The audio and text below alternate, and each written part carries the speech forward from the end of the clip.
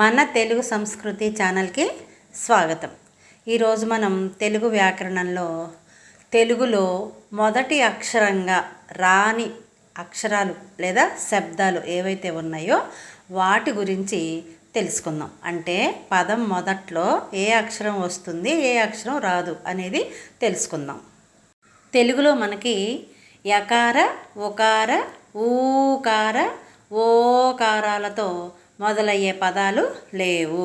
అంటే యా అనే అక్షరం కానీ ఊ అనే అక్షరం కానీ, ఇక్కడ ఊ అంటే వాకుమిస్తే ఊ అనమాట. ఊ వాకొమ్ము దీర్ఘమిస్తే ఊ, వాకోత్వం పొల్లిస్తే ఓ. ఈ 4 అక్షరాలతో మొదలయ్యే పదాలు మన తెలుగు భాషలో లేవు. ఉదాహరణకి ఎవడు, ఎక్కడ, ఏమి, ఉండు, ఊరు, ఓడ ఇలా రాయాలన్నమాట. అంటే ఏల్లో ఏ రాయాలి, ఉల్లో ఊ రాయాలి ఉండు అంటానికి. ఊరు రాసేటప్పుడు రెండో ఊ రాయాలి. ఓడ రాసేటప్పుడు ఓల్లో ఓ అనేదాన్ని రాయాలి.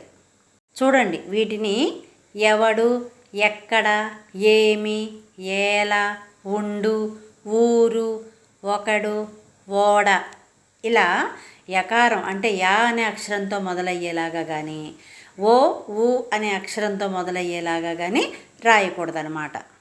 ఎందుకంటే ఇక్కడ యకార వకారాలు సంధి జరిగినప్పుడు మాత్రమే రావాలి, అంతేగాని సహజ సిద్ధంగా రావన్నమాట.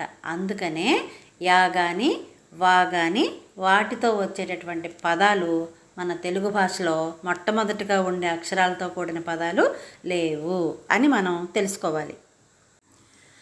ఓఢ్రు, ఓఢవ్య అనే ఈ 2 శబ్దాలు తప్ప వాకమిస్తే ఊ, వాకొమ్ము దీర్ఘమిస్తే ఊ, వాకోత్వమిస్తే ఓ అనే అక్షరాలు ముందున్న శబ్దాలు కానీ పదాలు కానీ మనకి తెలుగు భాషలో లేవన్నమాట.